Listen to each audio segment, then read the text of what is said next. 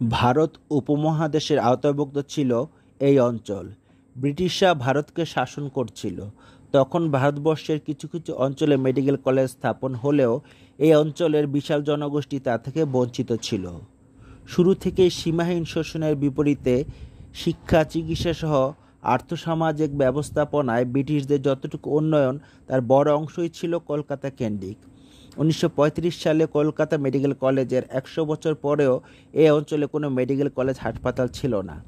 ফলে পিছিয়ে পড়া জনগোষ্ঠী হিসেবে এ অঞ্চলে একটি মেডিকেল কলেজ স্থাপন ছিল এ অঞ্চলে মানুষের প্রাণের দাবি।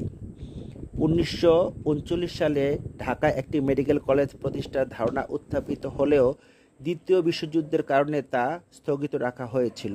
যুদ্ধের পর 1946 সালে একটি কমিটি গঠন করা হয় এবং তাদের সুপারিশের ভিত্তিতে 1946 সালের 10 জুলাই ঢাকা মেডিকেল কলেজ হাসপাতাল 101 জন শিক্ষার্থী নিয়ে প্রায় 85 একর জমির উপর তার যাত্রা শুরু করে।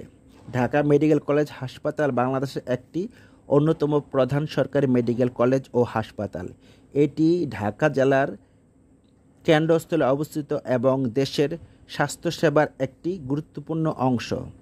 এখানে শিক্ষাদান, গবেষণা এবং রোগীদের চিকিৎসা প্রদান করা হয়। হাসপাতালটিতে বর্তমানে 2300 শয্যা রয়েছে এবং প্রতিদিন প্রায় 3500 রোগীকে এখানে চিকিৎসা দেওয়া হয়। গৌরবময় এই চিকিৎসা প্রতিষ্ঠানটি বাঙালির প্রতিটি স্বাধিকার আন্দোলনের সাথে জড়িত এবং অগ্রণী ভূমিকা রেখেছে।